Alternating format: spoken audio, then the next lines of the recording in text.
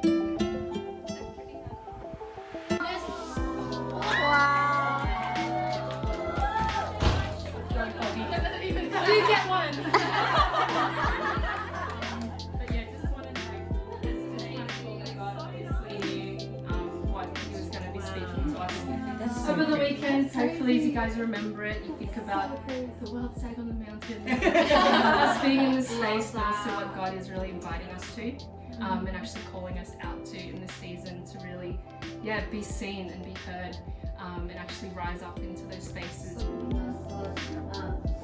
us and protecting us, but there's another kind of side of being a bride of Christ where we are called to be hand in hand with Him, to rule with Him, to support Him.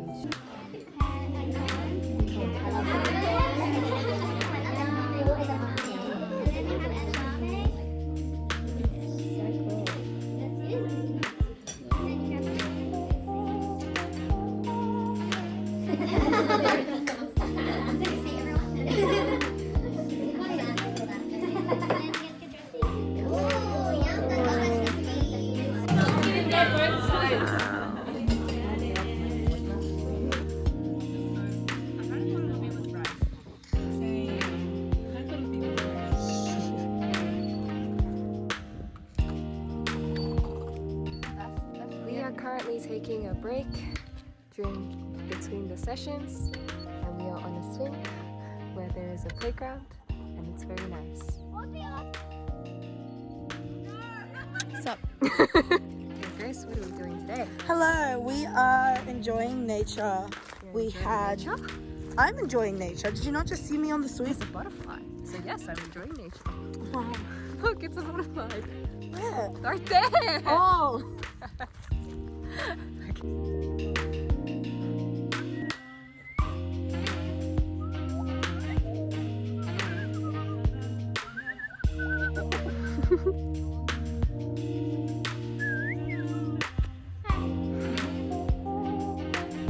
What are we doing now? Liam session! It's Yes. our closing celebration! It's our closing celebration, our night session, our final session. Very high.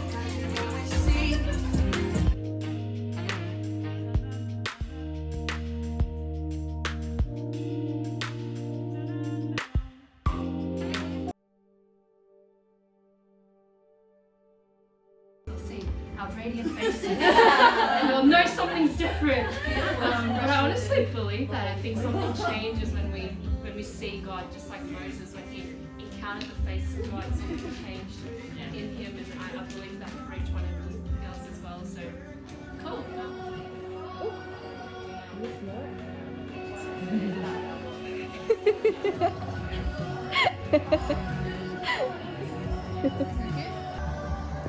No one How else, are we just feeling, us. Grace? I am feeling amazing. We just finished our last session, our closing session, and Christine Kane spoke on compassion, on having compassion for others. Bye. Another one. Another one. Another one. There's another in the fire, Staring next to me.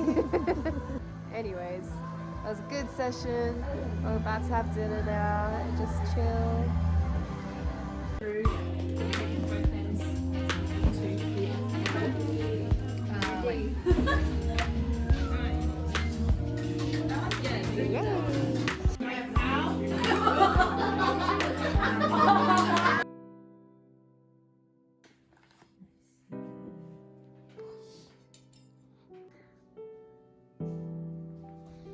Let's go. Yes.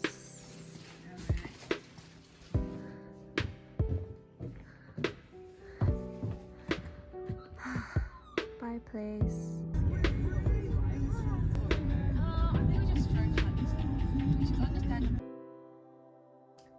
So, Grace, what was your favorite moment at Color? I think for me, I really enjoyed just when we tried to take our group photo.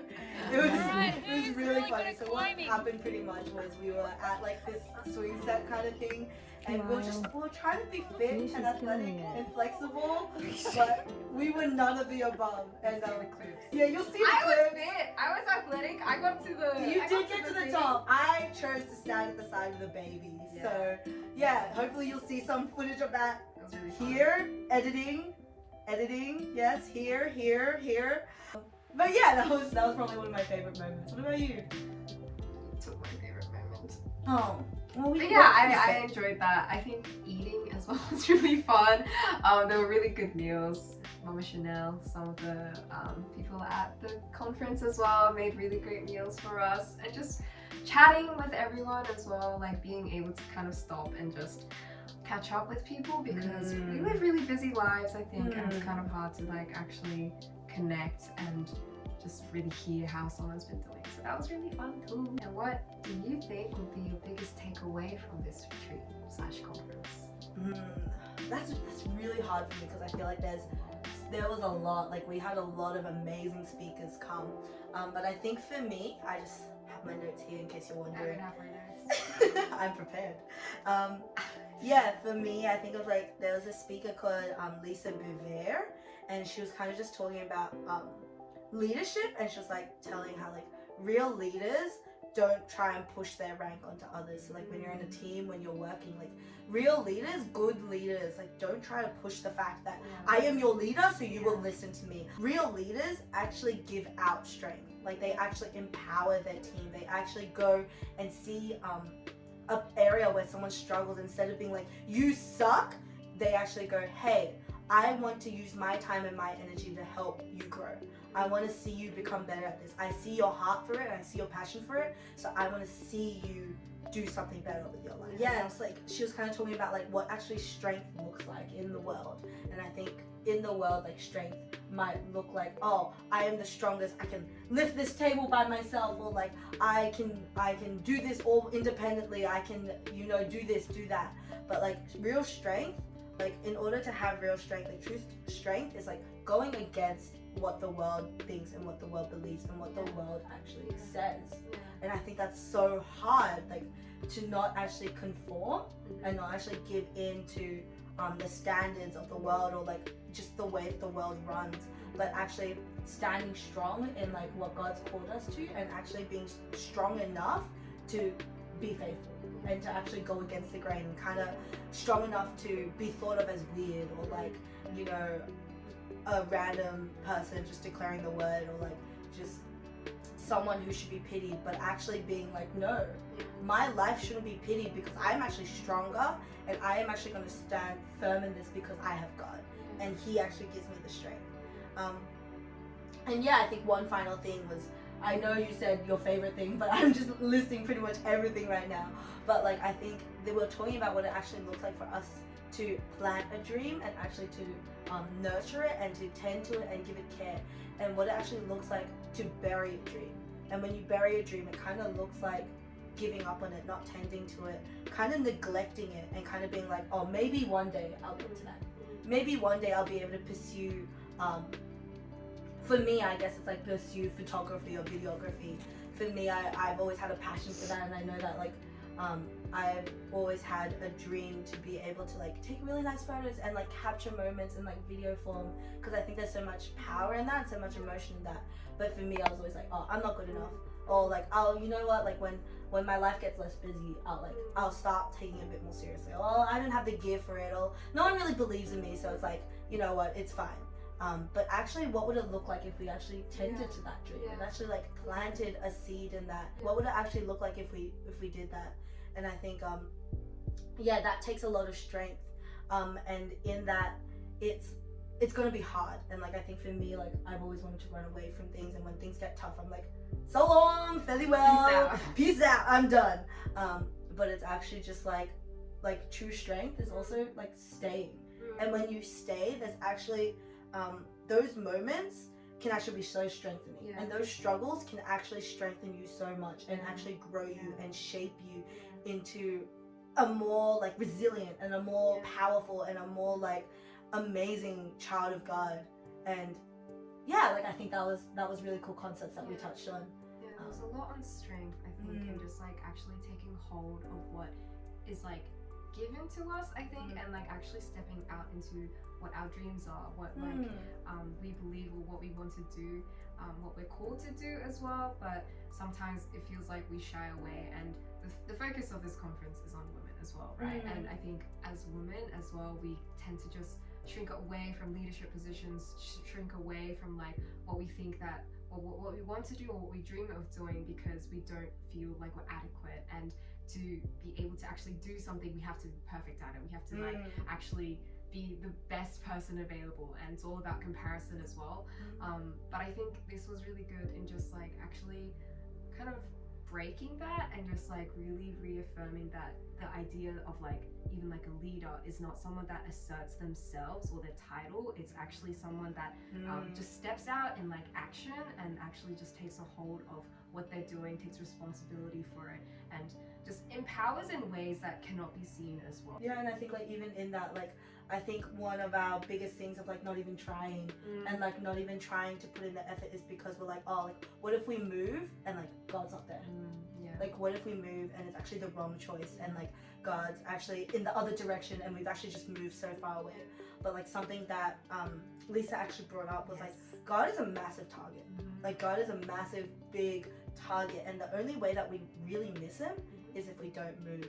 Because like God can actually use us in any situation, in any direction we go. Like, God will always be with us, he'll never leave us.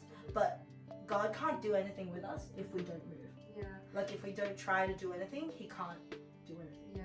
What would you tell or share with every woman in your life? Is there anything that you gained that you think every woman needs to hear? I think it's definitely the whole like, don't be complacent, like actually move, take those steps, take those leaps and bounds. Like, even if you are scared, even if you don't know if this is the right thing, like just take that leap of faith. Like, I think that's definitely something I would say, like, even in terms of leadership, like I want to see like a generation rise up of like a generation of just like women leaders. Like, that would be amazing, just to see us actually be bold in our faith and bold in what God's doing. And like, of course, like stepping into that leadership with God, like not trying to do it ourselves, of course, because then we'll fall. But like actually taking those leaps and bounds with God is number one what I would tell everyone. But I think another thing which was spoken by Pastor Earl was actually the idea of being a helper. So in Genesis 2:18, it actually talks about the woman being a helper. Being created as a helper to Adam. I was not prepared enough to have that verse up. but hopefully screen editing. Thank you. Yeah, but it was actually talking about the idea of women being helper to men. And I think like something that gets misconceived very easily is that helper means like weak, inferior, like less than, less than men, like we'll never be better than men because we are just the helper. But I think like something that he was actually talking about, like we've actually read that wrong. Like the word helper in the Bible was only used twice to describe women. And actually 16 other times it describes God. Like God is actually a helper. Like he is our helper. And I think like when we think of God, we don't think weak, inferior, can't do anything, like less than man. Like that's ridiculous. Like when we think of God, we think like amazing, majesty, powerful, mighty. Like those are actually things that we are and we have been called. Like we are powerful, we are mighty, we are not less than, but we are actually amazing. Like we are better, and we can actually strive for more with God, of course. And it's like the more that we claim that, the more that we claim the title of helper as actually being more than anything else. Like I think that's actually when we can see the kingdom come down on earth. Like that's when like the kingdom can come, because we're actually fulfilling our roles here on earth. And I really love the point how at the times when helper is used throughout the Bible, it's at crucial points in need. Like God is like intervening, he is rescuing his people, and I think that's really important as well. Like our role, it's it's about the our like how powerfully we can move, but it's also about how necessary we are in establishing God's kingdom. Like we're not silent, we're not like invisible, and we're not supposed to be. Like God didn't intend us to just kind of sit back and like let it play out, let other people take control. We're actually necessary, and it's vital for us to actually step out into that. And so that was really cool for me to hear, and I think it's a really great takeaway for just everyone, girls. I think like one more thing as well, like Christine Kane was actually talking on this, and she was talking about how like the ones who like are forgiven the most actually love the most. And I think that's actually a crazy thing to like think about. Like the ones that like are forgiven the most, the ones that have actually sinned and are broken, like actually have the ability to love the most. Like actually have the capacity to have experienced like the love of God and actually be able to emulate that outwards. Like I think that's just an amazing thing, because I think like even in like society, like girls, I think I can speak for some girls. Like I think for me, I hold a lot of grudges sometimes. I hold a lot of bitterness in my heart, because like I'm just like I'm right. But anyway, like regardless, I think like when we actually forgive and when we actually like let go of that, when we actually let go of like our pride, our like anger, our resentment, and like when we actually forgive, like that's actually how we're able to love even more. Like when we're actually like letting go of all that weight, like that's when we're able to like run full ahead and like love. And I think that's like amazing. Like I think that's Wow. It's good. I think there was a lot being drawn out that was specific to maybe girls, but I think just as our calling as workers in the kingdom as well is just to think externally. It's not about like our relationship with God as well. I think it's for me especially, like it felt like I was being told like it's time to stop questioning, like do I know God, what's my relationship like with God, and just actually moving beyond that into like, okay, I know God, what can I do for God now? And like I really want to please him, I want to go out and like serve him, I want other people to know him. So I think that like stepping out action is actually kind of something that I really wanted to emphasize as well. Like it's not just what happens in the heart, it's about how we show it as well. So